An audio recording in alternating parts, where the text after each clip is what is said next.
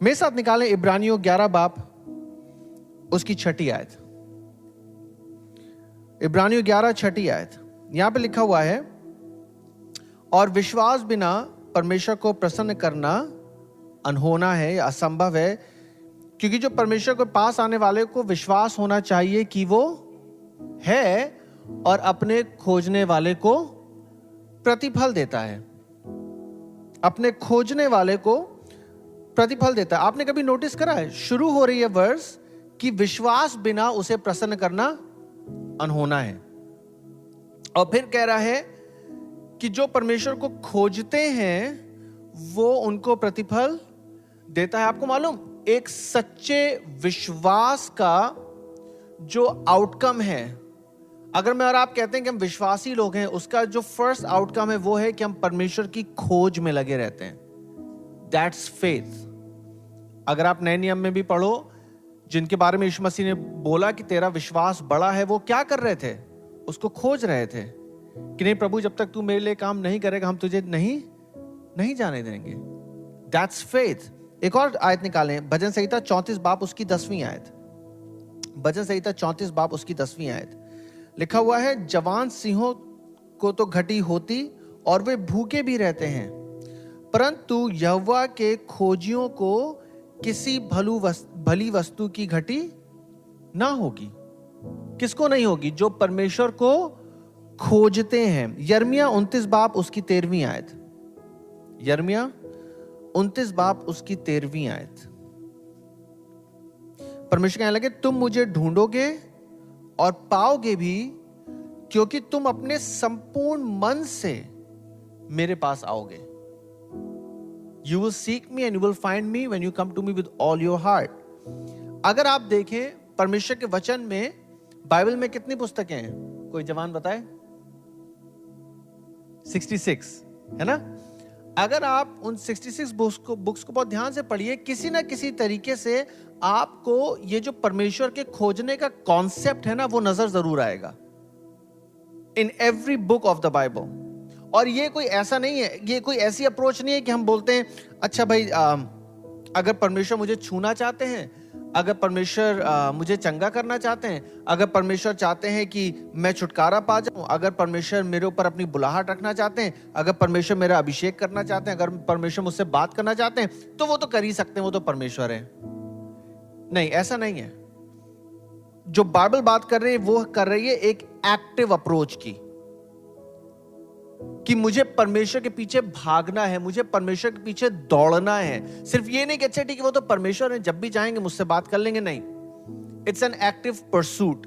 ये एक पोस्चर है मेरे और आपके जीवन का, जो कि लगातार परमेश्वर के सामने होना चाहिए। और मैं आपको एक जो सच बात है वो ये कि हम लोग कभी भी उस चीज को नहीं खोजेंगे जिसकी हम इच्छा नहीं रखते हैं। Am I right to say that? हम कभी भी उस चीज को नहीं खोजेंगे जिसकी हम इच्छा नहीं रखते हैं। जैसे वो भी सिस्टर बता रही थी ना, वो क्या वो बुंदी थी है, वो खोज रही थी। क्यों? क्योंकि उसकी इच्छा थी कि मुझे मिल जाए। And that's the reality of life, कि जब भी हम किसी चीज को खोजते हैं, इसका मतलब हम उस चीज की इच्छा करते हैं।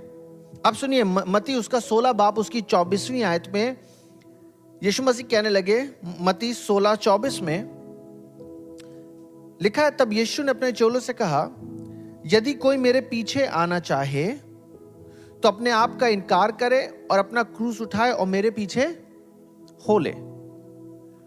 आपको मालूम रिक्वायरमेंट क्या है? जो पहली रिक्वायरमेंट है वो ये है, यदि कोई मेरे पीछे आना चाहे।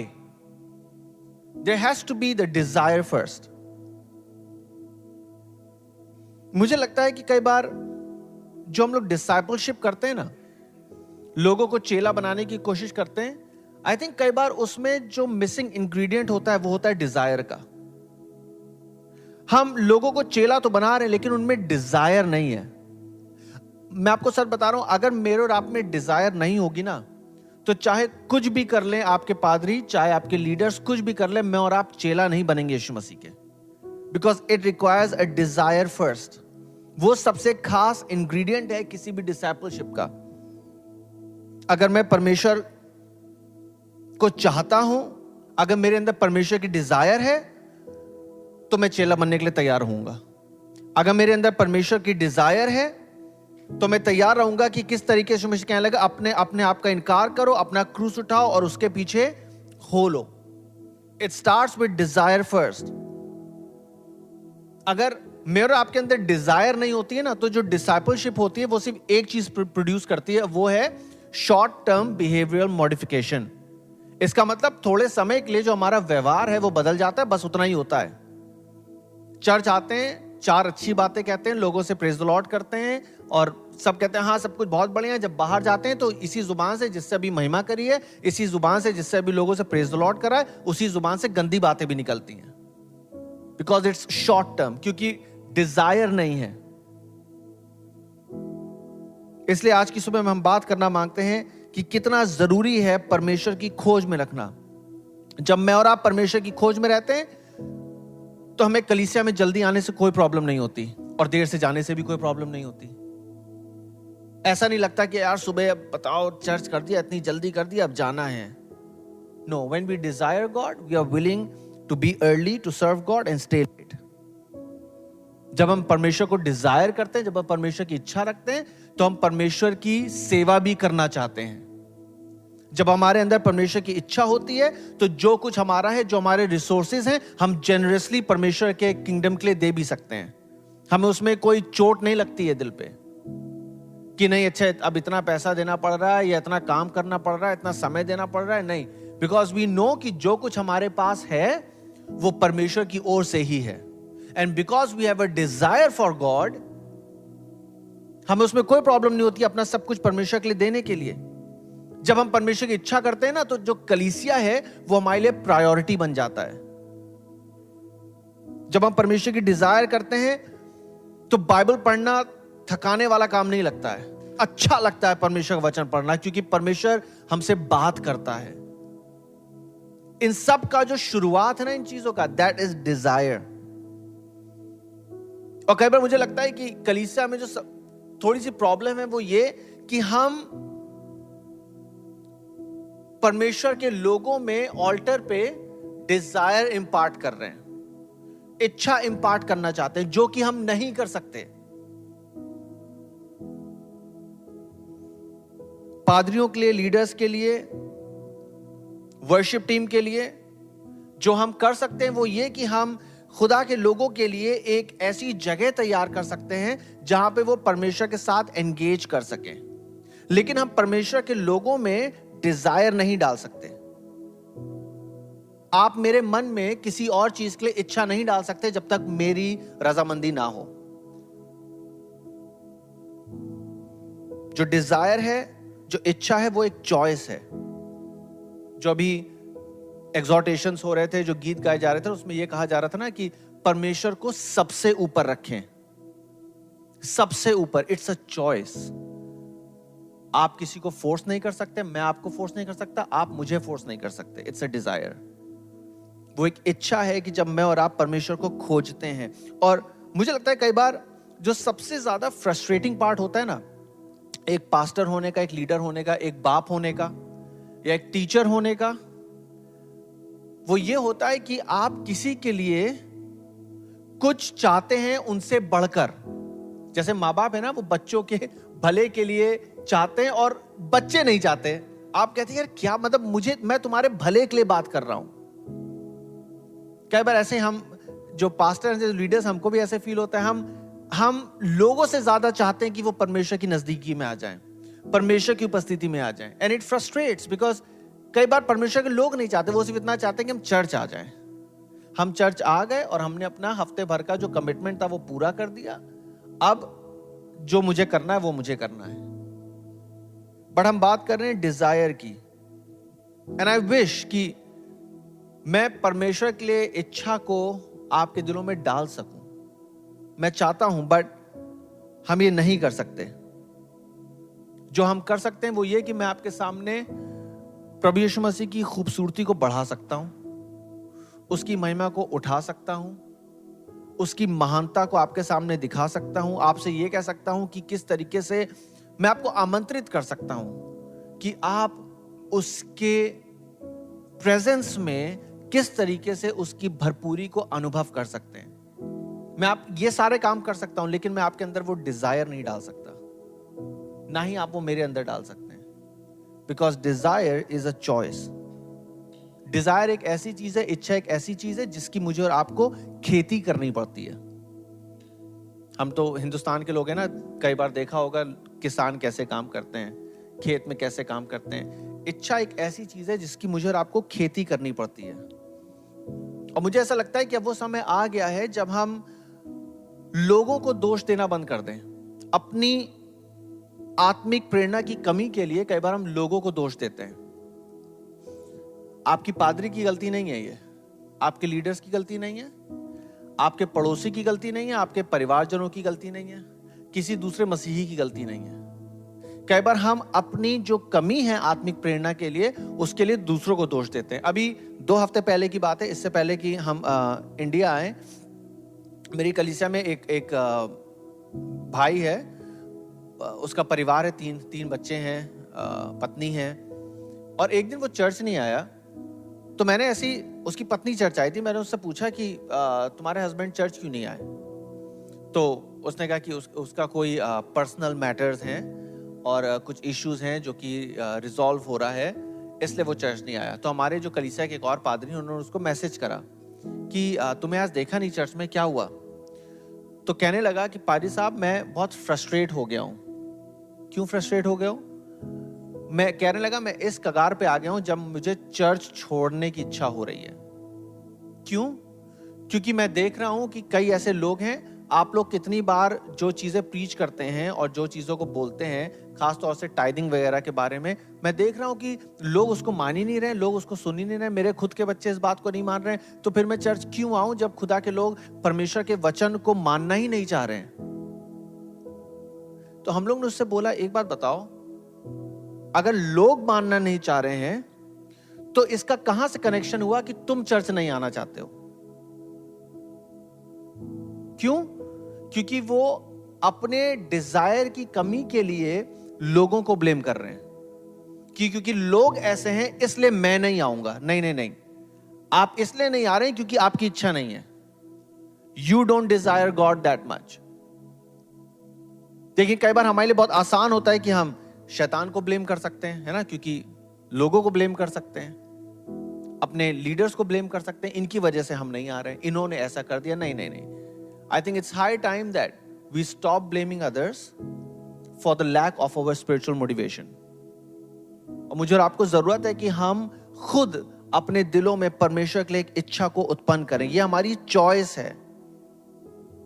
या तो हम चूज करेंगे परमेश्वर के लिए इच्छा ना होने का, और या तो परमेश्वर ने जो हमें योग्यता दी है उसके वसीले से हम ये भी चूज कर सकते हैं कि नहीं, परमेश्वर चाहे कुछ भी हो जाए लेकिन हम तेरे पीछे भागेंगे, हम तेरे पीछे दौड़ेंगे, हम तुझे लगातार ढूंढेंगे। दिसंबर के महीने में इस साल के, जो मैं मेरी पत्नी है, हम लोग के शादी को 13 साल हो जाएंगे। और परमेश्वर ने हमें बहुत आशीष दी है। आज वो आना मांग रही थी, लेकिन उनकी तबीयत खराब हो गई, इस वजह से वो नहीं आ पाई।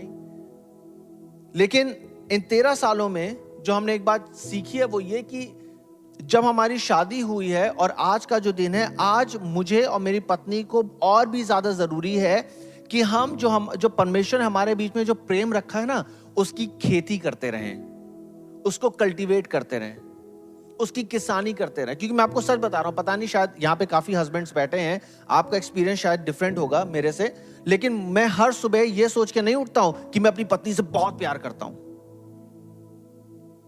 मैं ये भी सोच कर नहीं उठता हूं कि मैं दुनिया का बेस्ट पिता हूं, या मैं दुनिया का बेस्ट हस्बैंड हूं, या मैं दुनिया का बेस्ट पास्टर हूं।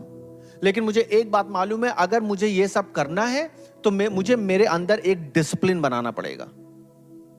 A discipline to do everything to love my wife to the best of my ability, a discipline to be a good father, a discipline to be a good pastor। ये सब चीजें सिर्फ ऐसा ही नहीं कि सुबह उठे और हमें लगा कि हाँ आज बड़ा अच्छा दिन है, आज हम एक अच्छे पादरी बनेंगे, या आज मैं एक अच्छा पिता या अच्छा पति बनूंगा। नहीं, it's a discipline, it's a daily discipline. ये एक इच्छा है जो मैं और आपके जीवन में होती है और जिसे मैं और आप कल्टीवेट करते हैं। क्योंकि मैं आपको बताना चाहता हूं, जो इच्छा है, जो डिजायर है, वो एक फीलिंग नहीं है। Dzire is a discipline. जैसे अगर आप जेईई क्लियर करना चाहते हैं तो आपके अंदर इच्छा तो है, लेकिन आपके अंदर डिसिप्लिन भी होना चाहिए कि आप पढ़ाई कर सकें। सिर्फ इच्छा होने से कुछ नहीं होगा, बिकॉज इच्छा इज अ डिसिप्लिन। वो एक फीलिंग नहीं होती कि बस मेरे अंदर फील हो रहा है कि मैं अपने एग्जाम्स क्लियर कर लूं, और डेली सुबह वो फील करके उठ रहे हैं, उससे कुछ फर्क पड़ेगा नहीं। There has to be a discipline. मुझे मेरे ध्यान को और मेरे दिल को डिसिप्लिन करना पड़ता है कि मैं उसे परमेश्वर की ओर लगा सकूं। इसी जो डिजायर है वो बिल्कुल मोहब्बत की तरह है कि जितना मैं और आप उस पर काम करेंगे ना, जितना मैं और आप डिसिप्लिन के साथ उस पर वर्क करेंगे, वो उतना ही बढ़ता और मजबूत होता चला जाएगा। इसका मतलब यह है कि ये चर्च की जिम्मेदारी नहीं है कि मुझे और आपको डेली संडे की सुबह एंटरटेन करें। ये एक पादरी की जिम्मेदारी नहीं है कि मैं और आपको परमेश्वर के साथ एंगेज रखे। ये वर्शिप टीम की जिम्मेदारी भी नहीं है कि हमारी मदद करे कि हम आराधना कर सकें। ये मेरी जिम्मेदारी है कि मंडे से लेकर सैटरडे तक मैं अपने जीवन का एक डिसिप्लिन बनाए रखूं कि मुझे परमेश्वर के पीछे दौड़ना है, मुझे परमेश्वर के पीछे भागना है, मुझे परमेश्वर की इच्छा रखनी है। और वो डिसिप्लिन जब मैं और आप संडे को चर्च आते हैं वो कॉर्पोरेट वर्शिप में दिखता है। बात समझ में आ रही है? It's a discipline. मैं और आप चर्च पे निर्भर नहीं कर सकते कि अच्छा आज मैं संडे को चर्च जा रहा हूं तो अब पादरी पे और वर्शिप टीम पे और लीडर्स पे और लोगों पे डिपेंड करेगा कि मुझे मोटिवेट कर दें, या मुझे आराधना के लिए मुझे परमेश्वर के पास ले आए। नहीं, ये मेरी जिम्मेदारी है कि मैं डेली अपने आप को परमेश्वर के चरणों पे रखूं। ये मेरी जिम्मेदारी है। तब जब हम कलीसियाई तौर पे एक साथ मिलते हैं, तब हम परमेश्वर की आराधना साथ में कर पाते हैं और उसको महिमा दे पाते हैं, क्योंकि ये एक डिसिप्लिन है।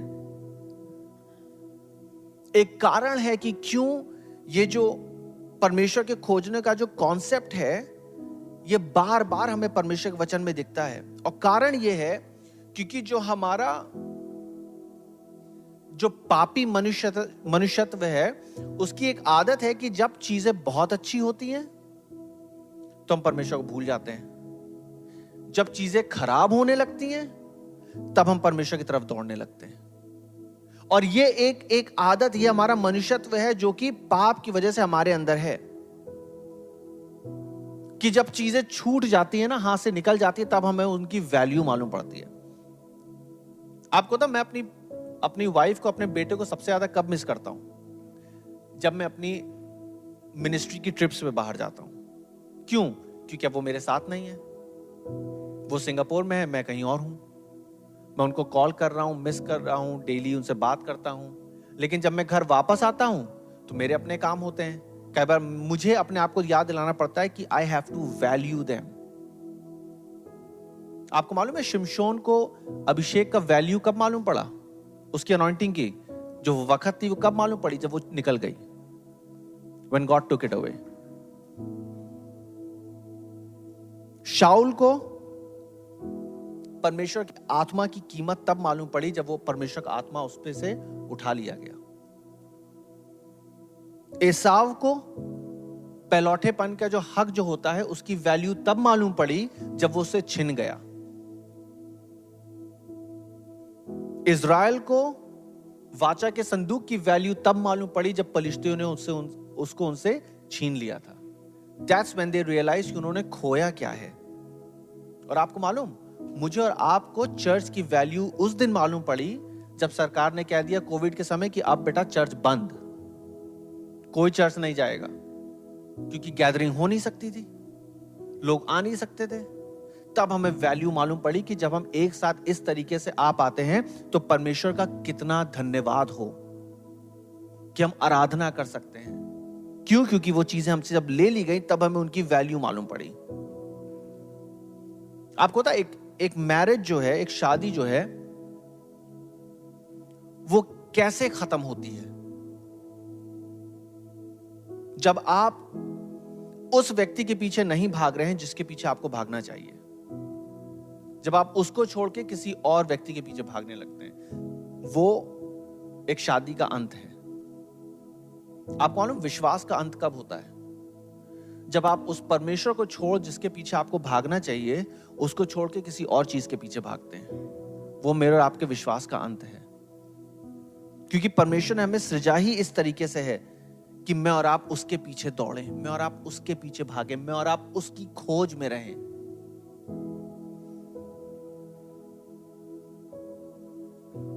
इस समय हम जिस सदी में जी रहे हैं, आई थिंक जो न्यूट्रल स्पिरिचुअलिटी जिसको कहते हैं कि अच्छा ठीक है, खुदा के पीछे दौड़ रहे हैं नहीं दौड़ रहे हैं एक ही बात है, उससे ज्यादा फर्क नहीं पड़ेगा। आई थिंक मैं और आप उसके उस समय में नहीं रह सकते। जो हमारा गेम प्लान होना चाहिए, जो इस कलीसिया का, इस जनरेशन का गेम प्लान होना चाहिए, वो ये कि हम परमेश्वर की खोज में लगे रहेंगे। हम परमेश्वर की खोज में कल लगे थे, परमेश्वर की खोज में आज लगेंगे और परमेश्वर की खोज में सदा सर्वदा तक लगे रहेंगे, जब तक कि परमेश्वर हमें अपने पास नहीं बुला लेता। That's the game plan of the church, कि मुझे और आपको परमेश्वर की खोज में लगे रहना है। मत्ती 24 उसकी 13वीं आयत में लिखा हुआ है, मत्ती 24:13, परंतु जो अंत तक धीरज धरे रहेगा उसी का उद्धार होगा। जो अंत तक धीरज धरे रहेगा, जो अंत तक परमेश्वर के पीछे भागता रहेगा, जो अंत तक परमेश्वर के साथ लगा रहेगा, उसी का उद्धार होगा। मेरे भाइयों, मेरी बहनों, मैं खुद को मिला के मुझे और आपको फिर से याद दिलाना मांगता हूं कि मुझे मालूम है हमारे पास कई सांसारिक जिम्मेदारियां हैं, and it is good to be responsible, but हम उन सांसारिक जिम्मेदारियों को एक कारण नहीं बना सकते कि परमेश्वर के पीछे भागना छोड़ दें या परमेश्वर के पीछे दौड़ना छोड़ दें कि अरे भैया अब तो बहुत काम है, बिजनेस इतना बढ़ गया है, थक जाते हैं, चर्च भी नहीं आ पाते हैं, प्रार्थना भी नहीं कर पाते हैं, बाइबल भी नहीं पढ़ पाते हैं। Responsibilities are good, but we can not allow our responsibilities to cause us not to run after God. मुझे और आपको परमेश्वर के पीछे, यीशु के पीछे भागना बहुत जरूरी है। हम यहां जब इकट्ठा हुए, हम सिर्फ कोई रिलीजियस ड्यूटी पूरी नहीं कर रहे हैं क्योंकि हम क्रिश्चियंस हैं, क्योंकि हम मसीही हैं इसलिए चर्च जाना जरूरी है। नहीं नहीं नहीं, हम यहां इसलिए हैं क्योंकि हम परमेश्वर का सामना करना मांगते हैं, हम परमेश्वर से मिलना मांगते हैं, हम परमेश्वर के पीछे भागना मांगते हैं। हम चाहते हैं जैसे जो दमिश्क की राह पे जिस तरीके से शाऊल का सामना हुआ यीशु मसीह के साथ, वैसे ही मेरा और आपका आमना सामना हो यीशु के साथ, जहां पे हम हम्बल हो जाएं उसके चरणों में गिर के, जहां पे हमें मालूम हो कि हां यीशु ही प्रभु है। भजन संहिता 42 बाब उसकी पहली और दूसरी आयत। भजन संहिता 42 बाब उसकी पहली और दूसरी आयत लिखा है, जैसे हिरनी नदी के जल के लिए हाँफती है, वैसे ही हे परमेश्वर मैं तेरे लिए हाँफता हूं। कभी आप हाँफे हैं इससे पहले? हैं? दौड़ने के बाद या काम करने के बाद, जो बहनें हैं घर पे आपने सफाई करी, पोछा लगाया, झाड़ू लगाई, डस्टिंग करी, और उसके बाद बैठ के अब हाँफ रहे हैं। क्यों? किसी चीज की जरूरत है। मुझे नहीं मालूम आपके बारे में, लेकिन अगर मुझे बहुत तेज से प्यास लगी है और मुझे 5-10 मिनट के लिए पानी ना मिले तो मुझे बहुत इरिटेशन होने लगती है। मुझे पानी चाहिए क्योंकि हाँफ रहे, गला सूखा जा रहा है। भजन का लिखने वाला कह रहा है, परमेश्वर जैसे हिरनी पानी के लिए तरसती है, वैसे ही मैं तेरे लिए हाँफ रहा हूं कि अगर मुझे परमेश्वर नहीं मिला तो मैं मर जाऊंगा। लिटरली ये कह रहा है वो। सुनिए दूसरी आयत में क्या कह रहा है, जीवते ईश्वर परमेश्वर का मैं प्यासा हूं, मैं कब जाकर परमेश्वर को अपना मुंह दिखाऊंगा। आपको मालूम है जो मॉडर्न डे मसीही लोग हैं वो इस सवाल को किसी दूसरी तरीके से पूछते हैं, ये चर्च सर्विस कब खत्म होगी, ये फास्टिंग कब खत्म होगी भैया, 4 दिन की प्रेयर रख ली, कब खत्म होगी। लेकिन जो भजन का लिखने वाला है वो ये कह रहा है, मैं कब जाकर परमेश्वर को अपना मुंह दिखाऊंगा। ही इज एक्साइटेड, कह रहा है मैं रुक नहीं सकता परमेश्वर की उपस्थिति में जाने से। मुझे बताओ कब जाना है, मुझे बताओ कब परमेश्वर की उपस्थिति में मैं अपने आप को पा सकता हूं, मुझे बताओ कब मैं परमेश्वर के पीछे भाग सकता हूं, मुझे वहां पे होना है जहां पे परमेश्वर की उपस्थिति है. He is that desperate. भजन संहिता 14 उसकी दूसरी आयत. भजन संहिता 14 उसकी दूसरी आयत. परमेश्वर ने स्वर्ग में से मनुष्यों पर दृष्टि की है कि देखे कि कोई बुद्धिमान, कोई परमेश्वर का खोजी है या नहीं. आपको पता, मुझे और आपको बुद्धिमान कौन सी बात बनाती है कि हम परमेश्वर को खोज रहे हैं या नहीं? Because he is the God of wisdom. अगर हम उस बुद्धिमान परमेश्वर पीछे नहीं दौड़ रहे हैं तो बुद्धिमानी आएगी कहां से? भजन संहिता 27:8. भजन संहिता 27:8 जी.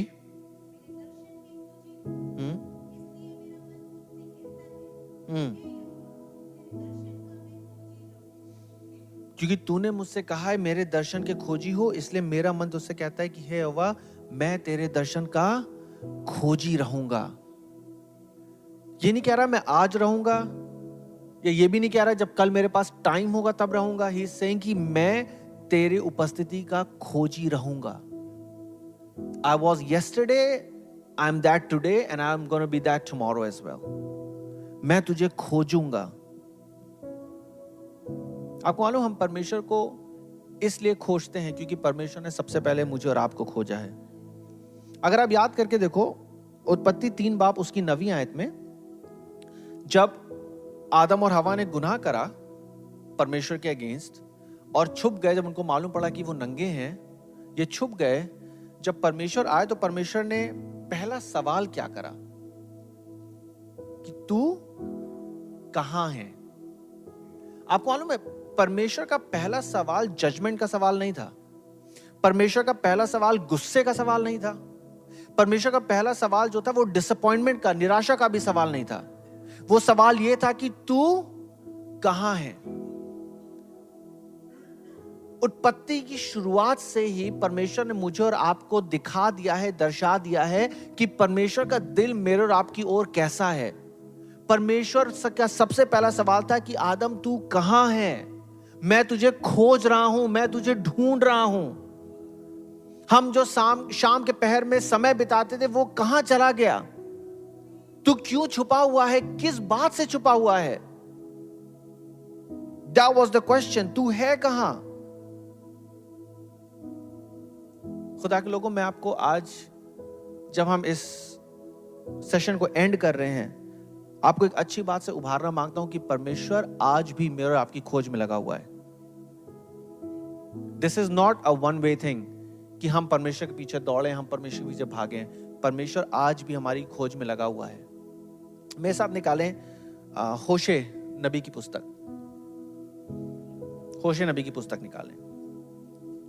यीशु मसीह के जन्म से 700 साल पहले के लगभग एक भविष्यवक्ता था, उसका नाम था होशे. और लगभग 70 साल तक वो इज़राइल का जो नेशन था उसको परमेश्वर के पास बुलाने की सेवकाई कर रहा था कि परमेश्वर के पास लौट आओ. अच्छा, जब होशे ये किताब लिख रहा था तो इस समय हो क्या रहा था कि इस पीरियड में जो इज़राइल है उनको लग रहा था, इज़राइलियों को, कि हमारे साथ सब कुछ बहुत बढ़िया चल रहा है. वो जो राजा था, राजा यरोबोआम दूसरा वाला, वो उसके नेतृत्व में जी रहे थे. He was the leader, he was the king. और इस समय जो हो रहा था वो ये कि जो इज़राइल था वो बहुत बढ़िया तरीके से प्रॉस्पर कर रहे थे. खुदा के लोग, उनकी जो सेना की सामर्थ्य थी वो बहुत ज्यादा थी.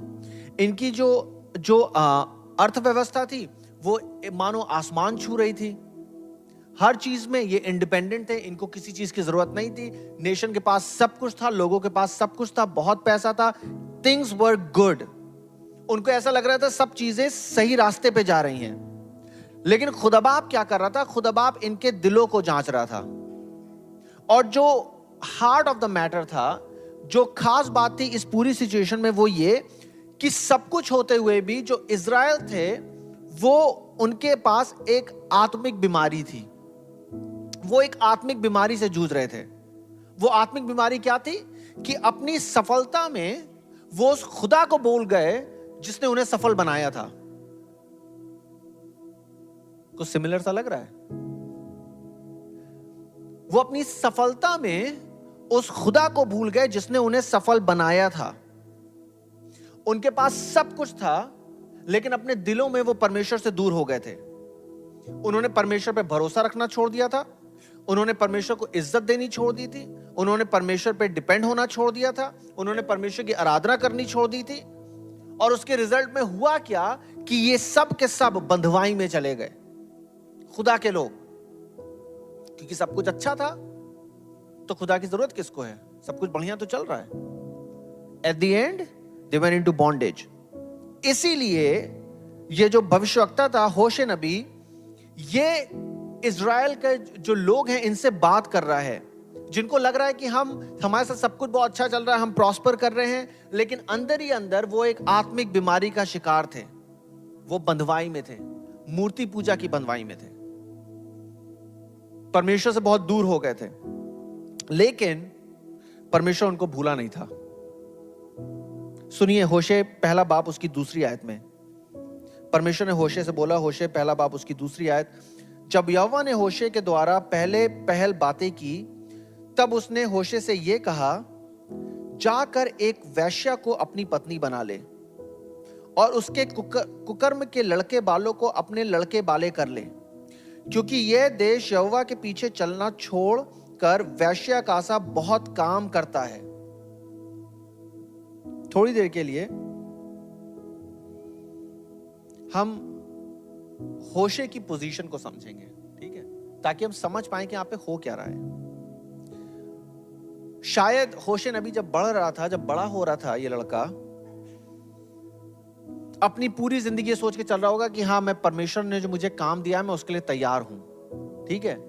मेरे और आपकी तरह शायद वो जब बड़ा होके वो एलिया को देख रहा है, सोच रहा होगा मैं एलिया नबी की तरह मौजे करना चाहता हूं, या सोच रहा होगा मैं एलाइशा नबी की तरह मैं मुर्दों को जिंदा करना चाहता हूं, काश मेरे साथ ऐसा हो जाए, या मैं योना की तरह प्रीच करना चाहता हूं कि लोगों का दिल बदल जाए, उनका मन बदल जाए, पूरा नेशन परमेश्वर के पास आ जाए।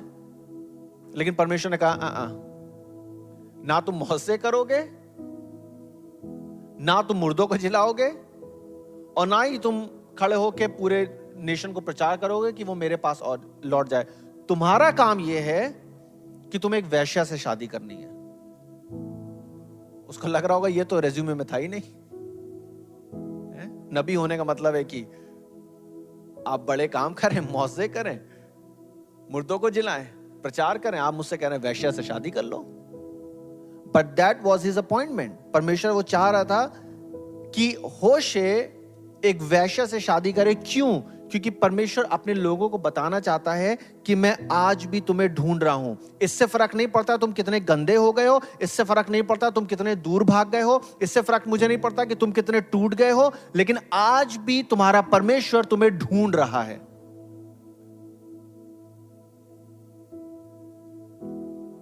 और कह रहा है मैं फिर से तुम्हें चुन लूंगा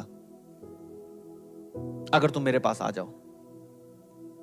सुनिए होशे उसके एक बाप की तीसरी, चौथी, छठी और आठवीं आयत। कोई मेरे लिए पढ़ दीजिए प्लीज। होशे की तीसरी आयत पहले पढ़िए। हम्म हम्म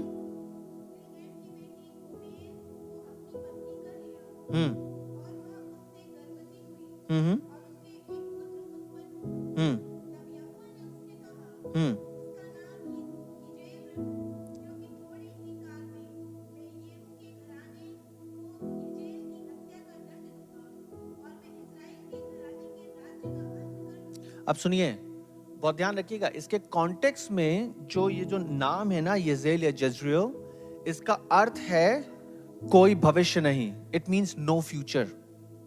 बहुत ध्यान रखिएगा क्योंकि नाम में एक बहुत गहरा कॉन्टेक्स्ट छुपा है। तो पहले बच्चे का नाम रखा, परमेश्वर ने बोला इसका नाम होगा जजरियल, जिसका अर्थ है कि कोई भविष्य नहीं है, देयर इज नो फ्यूचर। अब पढ़िए छठी आयत जी।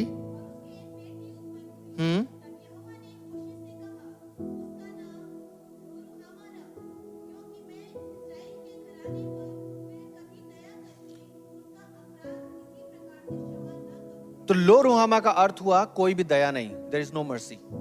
ठीक है, नो फ्यूचर, इजराइल का कोई फ्यूचर नहीं है, नो मर्सी, मैं दया नहीं करूंगा। अब सुनिए 8वीं आयत।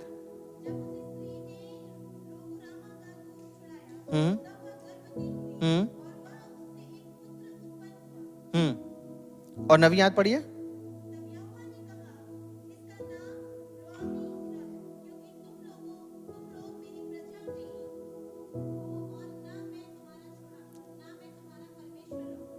अब इसका जो अर्थ है लोआमी का, उसका अर्थ है कोई छुटकारा नहीं, देयर इज नो सेवियर।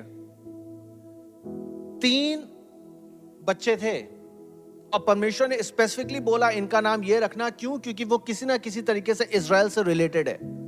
पहले में कह रहा है there is no future, Israel का कोई भविष्य नहीं है, फिर कह रहा है उस पर दया नहीं होगी, और फिर तीसरा कह रहा है कि उसका कोई छुटकारा देने वाला नहीं है, दे हैव नो सेवियर।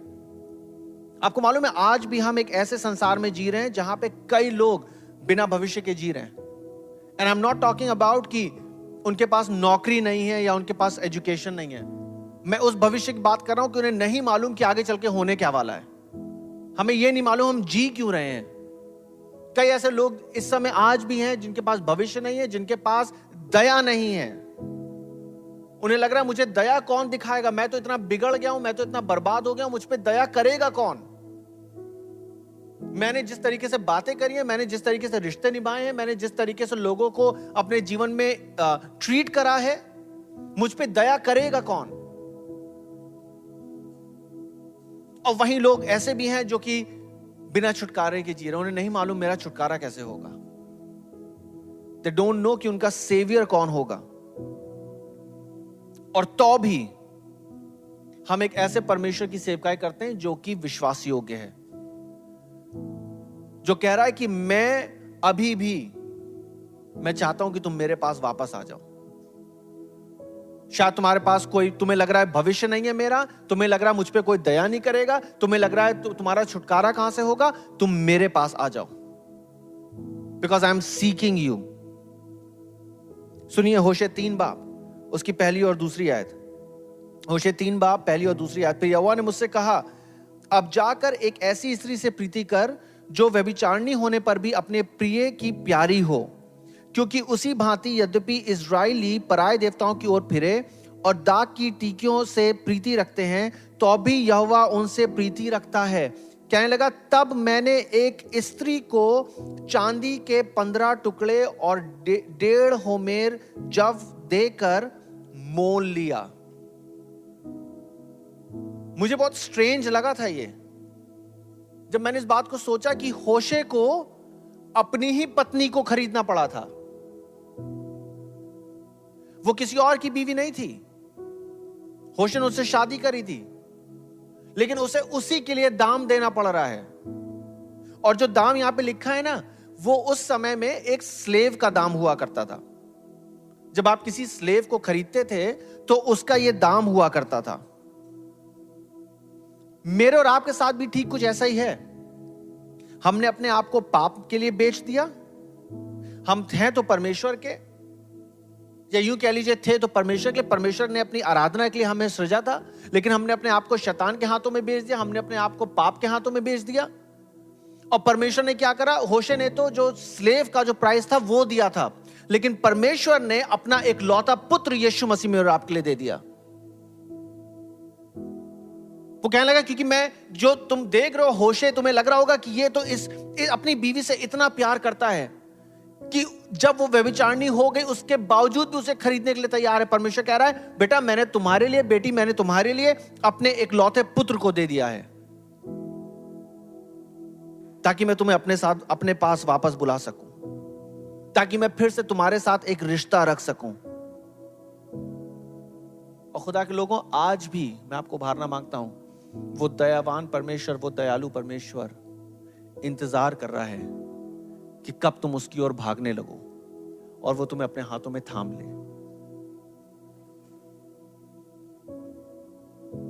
यूहन्ना कहने लगे, प्रेरित यूहन्ना, पहला यूहन्ना उसकी 4 बाब उसकी 19वीं आयत में, पहला यूहन्ना 4 बाब 19वीं आयत में, हम इसलिए प्रेम करते हैं कि पहले उसने हमसे प्रेम किया। That's why we love God. इसलिए नहीं कि हम उस पर कोई एहसान कर रहे हैं, but it's just that we understand कि परमेश्वर ने हमसे कितना प्रेम करा है। अब सुनिए, जो अंत की बात थी ना होशे की पुस्तक में, वो आपको मिलेगी 10 बाब उसकी 12वीं आयत में। मैंने ये पूरी कहानी आपको एक नटशेल में बताई है कि हो क्या रहा है। बहुत अच्छी पुस्तक है, एक ऐसी पुस्तक है शायद जिसको जब आप पढ़ेंगे तो आपको परमेश्वर का प्रेम, परमेश्वर के प्रेम की गहराई समझ में आने लगेगी। और जो नटशेल में जो उसका एंड की बात है वो होशे 10 बाब 12वीं आयत में लिखी है। कहने लगा, अपने लिए धर्म का बीज बो, तब करुणा के अनुसार खेत काटने पाओगे।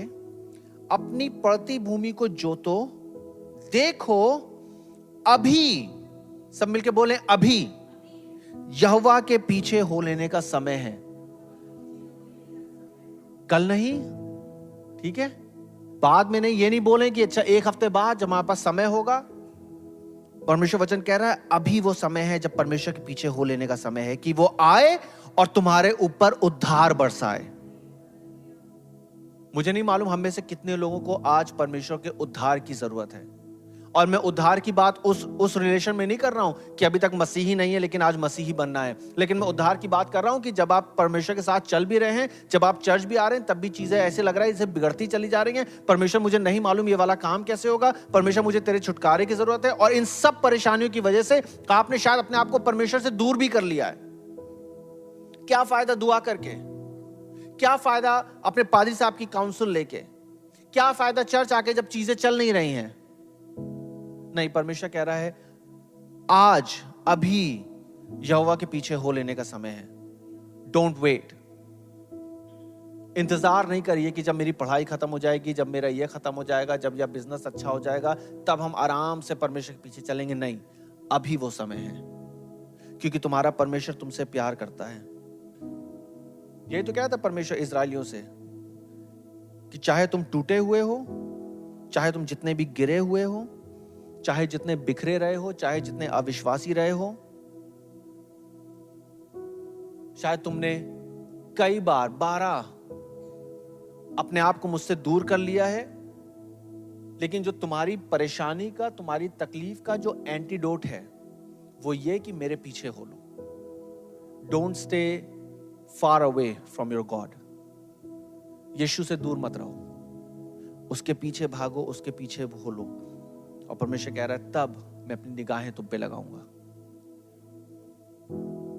आपका परमेश्वर आज भी आपकी दिशा में दौड़ रहा है।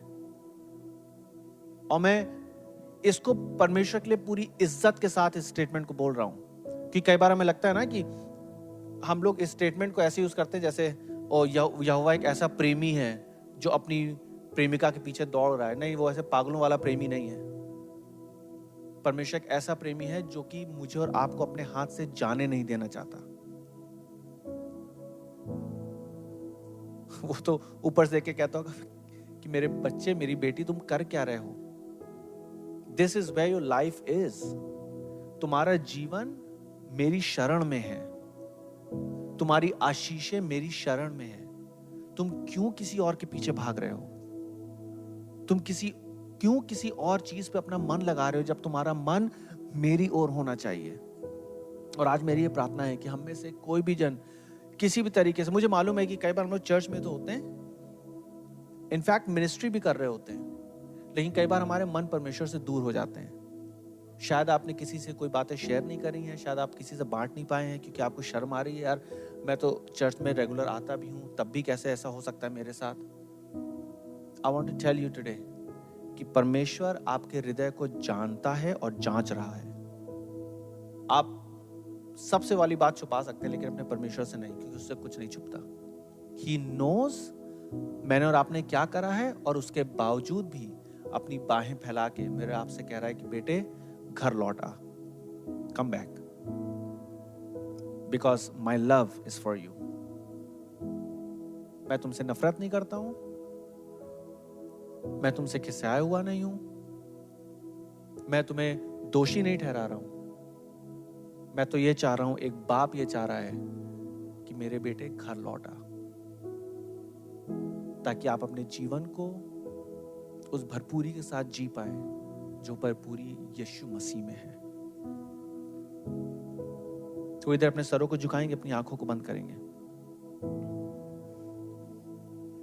और यदि हम में से यहाँ पे कोई भी एक भी ऐसा जन है जिसको पवित्र आत्मा आपके दिल को टटोल रहा है, आपके दिल के दरवाजे पर नॉक कर रहा है, कह रहा है बेटा ये समय है तुम्हें अपने पिता के पास वापस जाना है।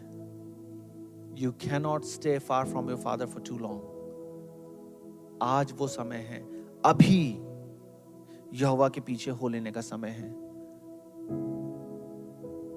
और पवित्र आत्मा आपके दिल से बात कर, आप कह रहे हो हाँ, मैं आज से और अभी से अपने पूरे मन से परमेश्वर के पीछे होने के लिए तैयार हूं। चाहे लोग कुछ भी कहें, चाहे दुनिया कुछ भी कहे, चाहे चीजें जैसी भी हो रही हों, लेकिन मैं परमेश्वर के पीछे भागने के लिए तैयार हूं। इफ दैट्स यू, क्या आप अपने हाथ को खड़ा करेंगे ऊपर, ताकि मैं आपके साथ प्रार्थना कर सकूं कि आज मैं तेरे पीछे भागना चाहता हूं परमेश्वर, आज से अभी से। और ऐसा नहीं है कि सिर्फ आज कर दिया और छोड़ दिया, लेकिन परमेश्वर कल भी मैं तेरे पीछे भागना मांग रहा हूं। Thank you Jesus, thank you Lord.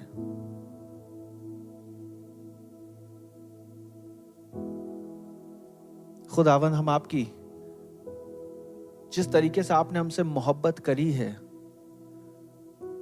हम उसको शायद बयान भी नहीं कर सकते हैं। कि खुदावन, आपका वचन कहता है कि जब हम पापी ही थे तभी मसीह ठीक समय पे हमारे लिए मरा। खुदावन, हम आपका धन्यवाद करते हैं कि आपने हमसे इतना प्रेम करा कि आपने एक लौते पुत्र यीशु मसीह को हमारे लिए दे दिया, ताकि जो कोई इस पे विश्वास करे वो नाश ना हो वरन अनंत जीवन पाए। खुदा, आप हमें माफ करिए कि हमने आपकी करुणा को, आपकी भलाई को, आपकी आशीषों को टेस्ट तो करा, लेकिन शायद हम इस जीवन में उन आशीषों पे, उन भलाइयों पे ज्यादा फोकस करने लगे और अपने परमेश्वर को भूल गए। लेकिन आज परमेश्वर चाहते हैं कि हमें क्षमा कर और हमें ये तौफीक दे, हमें ये हिम्मत दे कि हम फिर से एक बार उठ खड़े होके आपके पीछे भागने लगें। परमेश्वर, हमारी गलतियों के लिए, हमारी गुनाहों के लिए संसार तो हमें दबाना चाहता है, शैतान तो हमें दबाना चाहता है। वो तो हमसे ये कहना चाहता है कि अब तुम बर्बाद हो गए हो, तुम किस मुंह से परमेश्वर के पास जाओगे। लेकिन खुदावंद, हम आपका धन्यवाद करते हैं कि आप एक ऐसे परमेश्वर हैं जो जब उड़ाऊ पुत्र को दूर से ही देख रहे हैं तो आपने अपनी बाहें फैला ली कि आ बेटा मेरे गले लग जा, कि तू आज भी मेरा बेटा है, तू आज भी मेरी बेटी है। खुदावंद, प्रार्थना करता हूं हम में से जितने भाई, जितनी बहन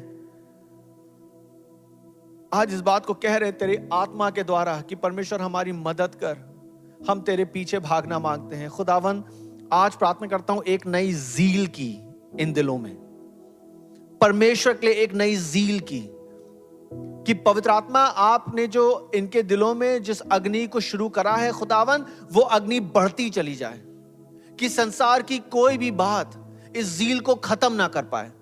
प्रार्थना करता हूं कि परमेश्वर तेरे लोग तेरे पीछे दौड़ना सीखें, चाहे तूफान जितनी आए, चाहे आंधियां जितनी आए, चाहे चीजें जितनी डिफिकल्ट हो रही हो, लेकिन उसके बावजूद परमेश्वर हम आपके हाथ को थामे रहें। हमारी मदद कर परमेश्वर, क्योंकि हमारा आज और हमारा कल आप ही हैं। खुदावंद, हमें तो यह भी नहीं मालूम कि हम आपके बिना करेंगे क्या, कि हम आपके बिना जाएंगे कहां। खुदावंद, अपने परिवारों को, अपनी जिंदगियों को आज यीशु की सलीब के सामने अर्पित कर देते हैं। खुदावंद, हमारी मदद कर। हमें मालूम है हम आपकी मोहब्बत के बदले आपको कुछ भी नहीं दे सकते। हमारे पास है ही क्या खुदावंद, जो कुछ हमारे पास है वो सब कुछ तो आपका दिया हुआ है, लेकिन इतनी तौफीक दे खुदावंद कि हमारे जीवनों से सदा सर्वदा यीशु की महिमा हो, कि खुदा बाप हम ऐसे लोग कहलाएं जो आपके पीछे दौड़ना सीख सके, आपके पीछे भागना सीख सके, अपने परमेश्वर को पहचान पाएं, अपने परमेश्वर को जान पाएं। जैसे शाऊल ने दमिश्क की राह पे एक सवाल पूछा कि प्रभु तू कौन है।